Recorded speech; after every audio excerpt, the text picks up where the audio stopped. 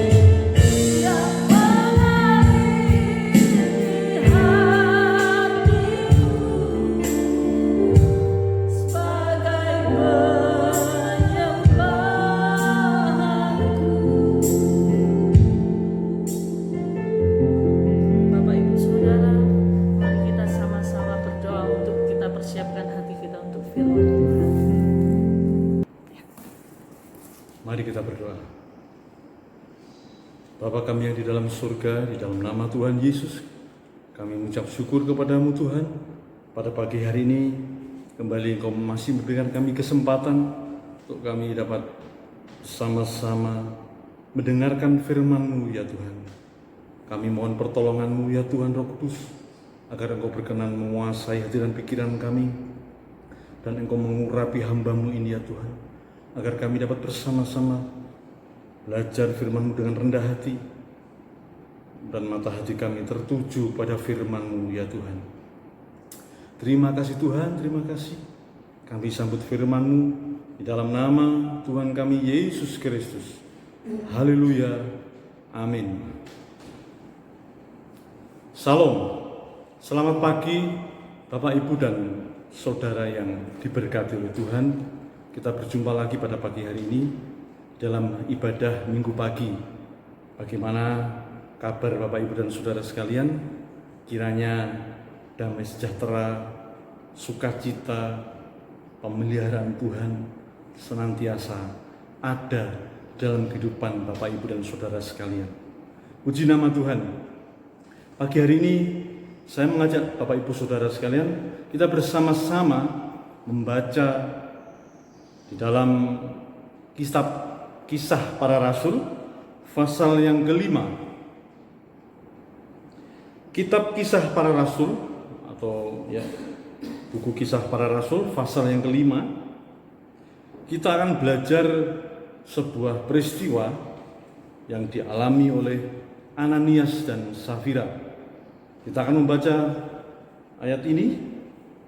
Bapak Ibu di rumah silakan menyimak, saya akan membacakan ayat ini. Kisah Para Rasul pasal yang kelima, ayat yang ke-8 dan ayat yang ke-9.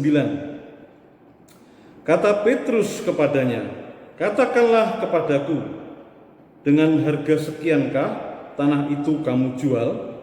Jawab perempuan itu, "Betul sekian." Kata Petrus, "Mengapa kamu berdua bersepakat untuk mencobai roh Tuhan?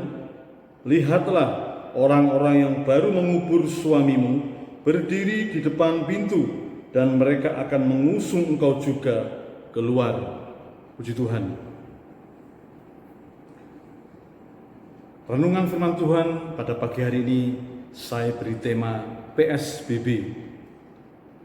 Tentunya PSBB yang saya sampaikan pada pagi hari ini berbeda dengan PSBB yang terkait dengan virus corona ini, saudara. PSBB yang saya sampaikan pada pagi hari ini adalah pelaku sepakat bohong bersama, saudara. Mengapa saya katakan demikian? Ya, pada ayat yang kita sudah baca tadi, kita melihat Rasul Petrus menegur Safira dengan menyebut, "Mengapa kalian berdua sepakat?" Ya, kalau kita kembali baca tadi pada ayat yang ke-9, kata Petrus, "Mengapa kamu berdua sepakat?" Bersepakat untuk mencobai roh Tuhan. Ya. Kisah ini bukan asing lagi di telinga kita, saudara. Kita mungkin sudah sering membaca, kita sudah sering mendengar khotbah tentang peristiwa yang terjadi kepada yang menimpa Ananias dan Safira ini. Bagaimana mereka tidak jujur di dalam melaksanakan persembahan mereka kepada Tuhan. Mereka tidak jujur, mereka tidak berbohong kepada manusia. Rasul Petrus menegaskan bahwa mereka sedang mendustai atau sudah mendustai Roh Kudus, saudara. Nah, tentunya ini ada penyebabnya, saudara. Mengapa mereka berani berbuat demikian? Mengapa mereka benar sepakat untuk berbuat bohong, saudara? Tentunya ini ada penyebabnya. Dan ini kiranya menjadi pelajaran bagi kita yang hidup di akhir zaman ini, saudara. Bagaimana kita melaksanakan ibadah kita, bagaimana kita di dalam mempersembahkan persembahan kepada Tuhan. Jangan sampai kita seperti Ananias dan Safira ini. Pada akhirnya sepasang suami istri ini harus mati, saudara. Seketika itu juga tidak menunggu lama. Ketika mereka sudah mendengar teguran dari Petrus, terlebih dahulu suaminya meninggal ya. Ananias itu lebih dahulu mati, kemudian disusul Safira istrinya mati seketika juga, saudara. Ini adalah suatu hal yang menyedihkan di tengah-tengah suasana Roh Kudus bekerja, karena baru saja mereka penuh dengan Roh Kudus, baru saja Tuhan memberkati mereka dengan jumlah yang semakin bertambah, murid-murid ya, orang yang percaya semakin bertambah. Kalau sudah kita baca pada ayat-ayat sebelumnya, diceritakan bagaimana cara hidup jemaat yang mula-mula itu. Mereka memberi dengan sukacita, mereka mempersembahkan segala sesuatu yang mereka punyai untuk dibagikan, untuk dinikmati bersama, saudara. Ini adalah suatu perkara yang indah, dan ini yang sedang terjadi pada waktu itu, saudara. Semangat ini sedang menggebu-gebu di dalam setiap hati orang yang percaya di dalam Kisah Para Rasul pada waktu itu, saudara. Nah, Bapak Ibu dan saudara sekalian, perlu kita gali apa yang menjadi penyebab Ananias dan Safira itu sepakat berbohong, saudara. Kalau kita membaca pada ayat yang ketiga, ini adalah teguran Petrus, peringatan Petrus kepada Ananias. Dikatakan, tetapi Petrus berkata, Ananias, mengapa hatimu dikuasai iblis, sehingga engkau mendustai Roh Kudus, dan seterusnya. Jadi ternyata yang menjadi penyebab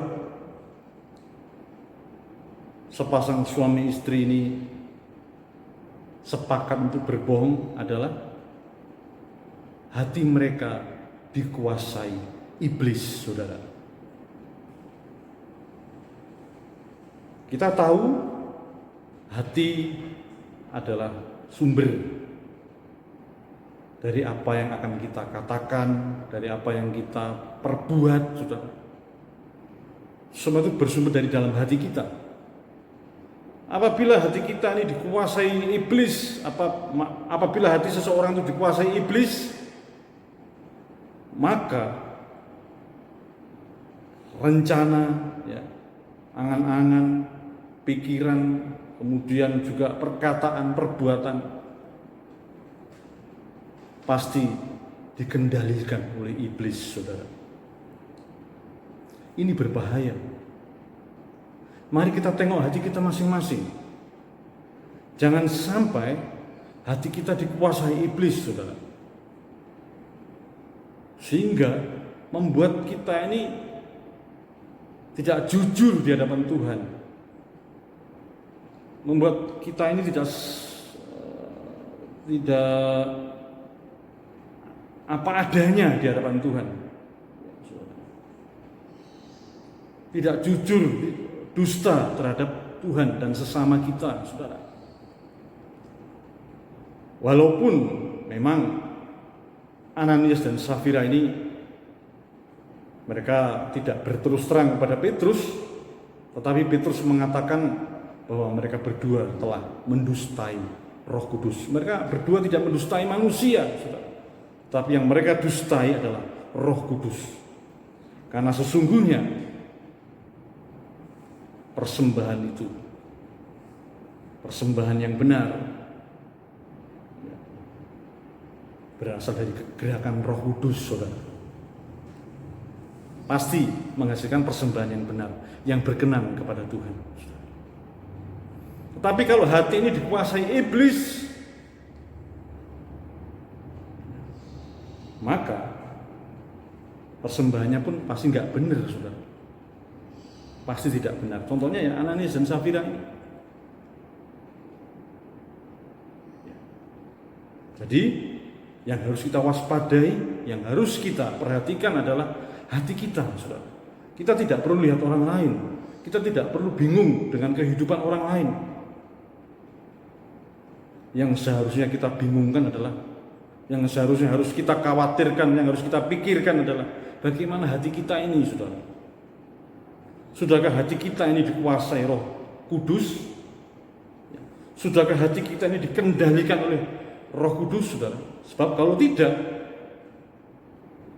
segala persembahan kita, segala ibadah kita yang kita lakukan, semua itu tidak berkenan kepada Tuhan. Bahkan Tuhan akan murka, saudara. Kita sendiri yang rugi. Sebabnya, mari kita undang Tuhan Roh Kudus, Allah Roh Kudus itu hadir dalam setiap hati kita, saudara. Kalau roh iblis atau iblis yang ada dalam hati seseorang, maka akan menghasilkan pikiran, angan-angan, perkataan dan perbuatan yang berlawanan dengan roh Tuhan, berlawanan dengan kehendak Tuhan. Karena iblis akan mengendalikan seseorang itu supaya orang itu akhirnya jatuh dalam dosa, saudara. Jadi yang pertama, apa yang menyebabkan Ananias dan Safira sepakat berbohong, saudara? Yang pertama, hati mereka dikuasai iblis.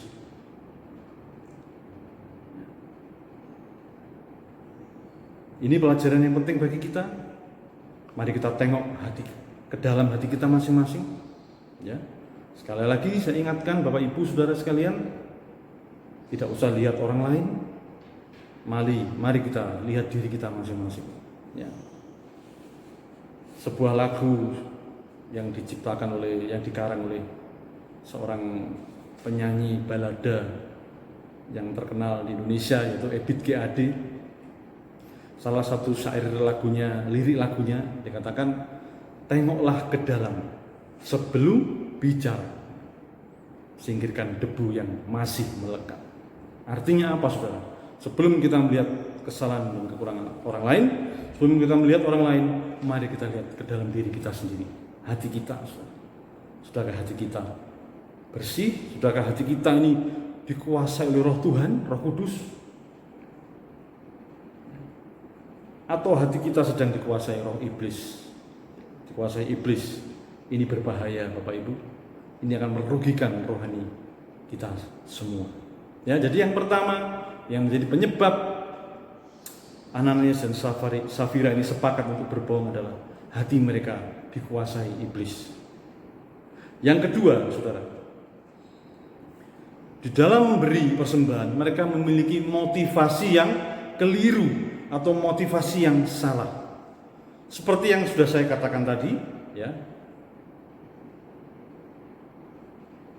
Peristiwa Ananias dan Safira itu tidak terjadi begitu saja, tetapi ada peristiwa yang mendahului, yaitu suatu kegerakan rohani yang terjadi masa itu, saudara. Yaitu banyak orang-orang percaya yang memiliki kekayaan, ya, materi, tanah, mereka menjual tanah itu, dan hasilnya mereka letakkan di bawah kaki rasul-rasul, saudara. Jadi hasil dari penjualan tanah mereka itu tidak mereka pegang sendiri. Ya, namanya mempersembahkan, ya mereka mempersembahkan semuanya, mereka jujur. Ya, diletakkan di bawah kaki rasul-rasul. Ada dua kemungkinan, saudara. Karena trennya yang terjadi pada waktu itu, kegerakan rohani yang terjadi pada waktu itu seperti itu, saudara. Setiap ada orang, ya, akan saya baca, saudara, ya, untuk membuktikan ini. Kita baca pada ayat yang ke-34 dari Kisah Rasul pasal yang keempat, ya. Kisah Rasul pasal yang keempat ayat 34 dikatakan, sebab tidak ada seorang pun yang berkekurangan di antara mereka, karena semua orang yang mempunyai tanah atau rumah menjual kepunyaannya itu, dan hasil penjualan itu mereka bawa dan mereka letakkan di depan kaki rasul-rasul, lalu dibagi-bagikan kepada setiap orang sesuai dengan keperluannya. Jadi itu yang terjadi. Kegerakan rohani yang terjadi pada masa itu adalah orang-orang percaya yang memiliki kekayaan, memiliki tanah, mereka jual itu, saudara. Karena hati mereka digerakkan oleh Roh Kudus. Dan hasil dari penjualan itu mereka letakkan di bawah kaki rasul-rasul. Rupa-rupanya inilah yang menginspirasi Ananias dan Safira, sehingga mereka pun juga ikut. Saudara. Kemungkinan ini ada dua hal, ya. Mereka ikut-ikutan, saudara. Ini motivasi yang salah. Saudara. Kemungkinan mereka ikut-ikutan. Itu yang pertama. Yang kedua, kemungkinan mereka juga ingin cari nama. Karena pada ayat yang ke-36 di situ disebutkan ada seorang yang bernama Barnabas. Dia adalah seorang yang kaya, dia jual tanahnya itu juga dan dia letakkan di bawah kaki rasul-rasul. Ya. Kita baca bersama itu, ya. Saudara perhatikan pada ayat 36 dari Kisah Rasul pasal 4 dikatakan, demikian pula dengan Yusuf yang oleh rasul-rasul disebut Barnabas, artinya anak penghiburan, seorang Lewi dari Siprus. Ia menjual ladang miliknya lalu membawa uangnya itu dan meletakkannya di depan kaki rasul-rasul. Jadi motivasi dari Ananias dan Safira itu kemungkinan ada dua, saudara. Bisa saja mereka ikut-ikutan tren pada waktu itu. Kalau yang lain bisa jual tanah dan hasilnya dipersembahkan, kenapa kita tidak lakukan itu juga? Kan kita juga punya tanah yang bisa kita jual dan kita bisa punya nama, ya, seperti Barnabas. Ya. Mungkin mereka begitu pemikirannya, saudara. Ini adalah motivasi yang salah.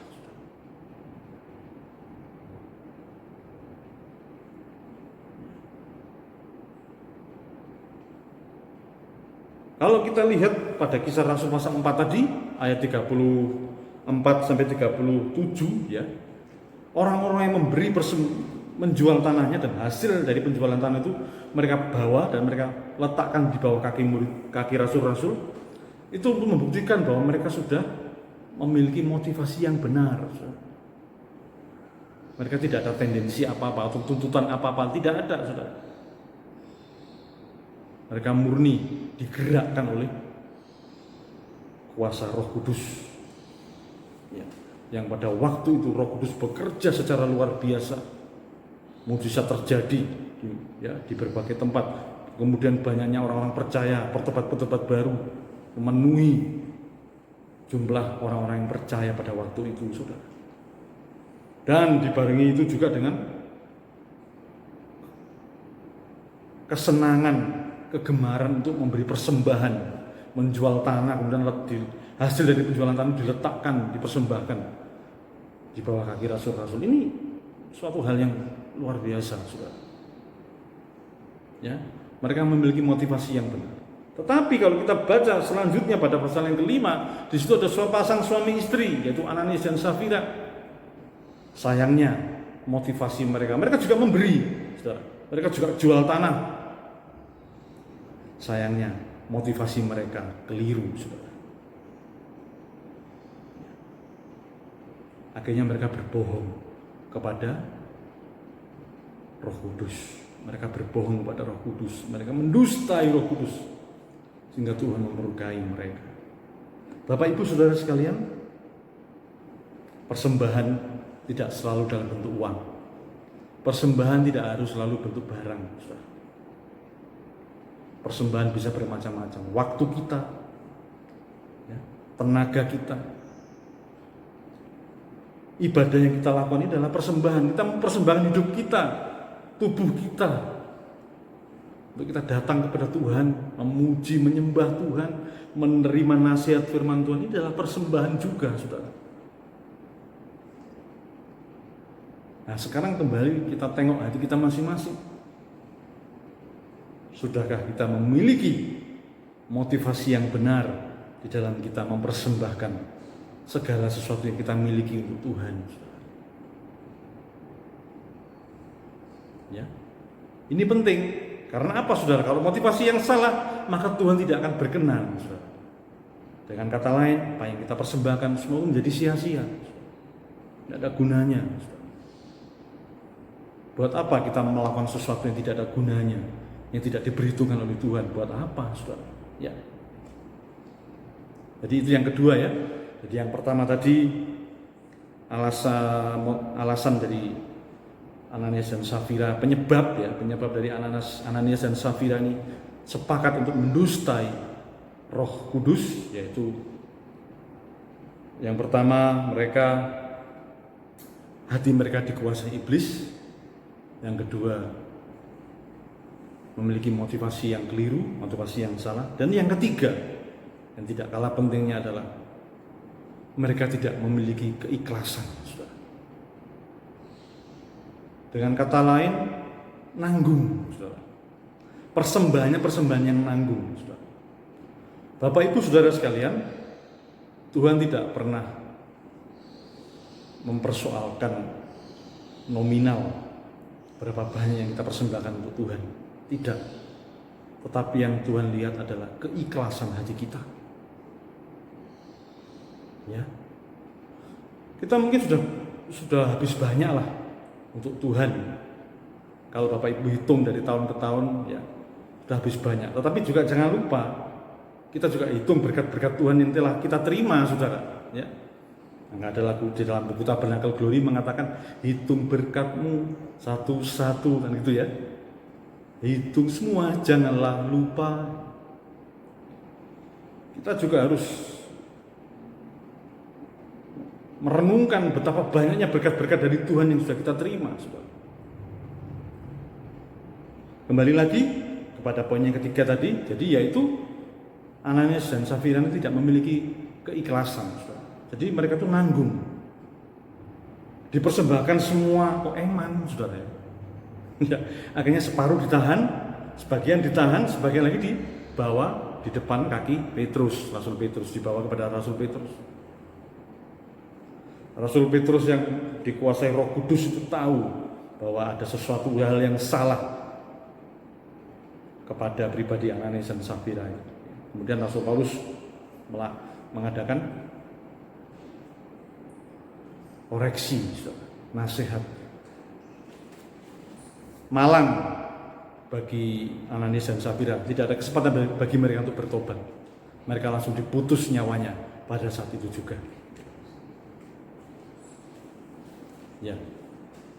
Jadi Ananias dan Safira itu malang ketika mereka mendengarkan nasihat yang disampaikan oleh Rasul Petrus.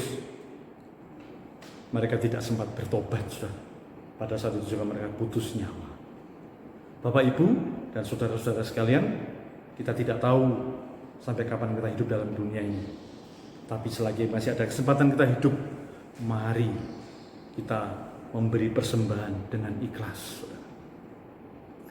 Tuhan tidak akan menutup mata, Tuhan tidak akan membalas, tidak, saudara. Tetapi Tuhan akan memberkati dengan berkat-berkat berkelimpahan, akan memelihara kehidupan saudara dan saya. Seberapapun yang dapat kita persembahkan, kalau itu dengan ikhlas, saudara, maka itu berkenan kepada Tuhan. Dan Tuhan akan berkenan kepada kehidupan saudara dan saya. Dan Dia akan memberkati Bapak Ibu saudara dengan berkat-berkat berkelimpahan. Ya, yang penting hati kita ikhlas. Itu yang penting. Kalau tidak ikhlas, semua itu tidak ada gunanya. Tuhan tidak berkenan kepada persembahan yang tidak ada hati yang ikhlas di dalamnya. Tuhan tidak berkenan. Seperti Ananias dan Safira ini, mereka dihukum oleh Tuhan. Jadi ada 3 hal yang menjadi penyebab Ananias dan Safira sepakat untuk berbohong. Yang pertama, hati mereka dikuasai iblis. Yang kedua, motivasi mereka yang keliru dalam mempersembahkan persembahan. Dan yang ketiga, hati mereka tidak ikhlas di dalam memberikan persembahan kepada Tuhan. Demikian renungan firman Tuhan, kiranya dapat menguatkan kita, memotivasi kita untuk memberikan persembahan yang terbaik berasal dari hati yang tulus ikhlas kepada Tuhan Yesus Kristus. Tuhan Yesus memberkati kita semua. Amin. Mari kita berdoa.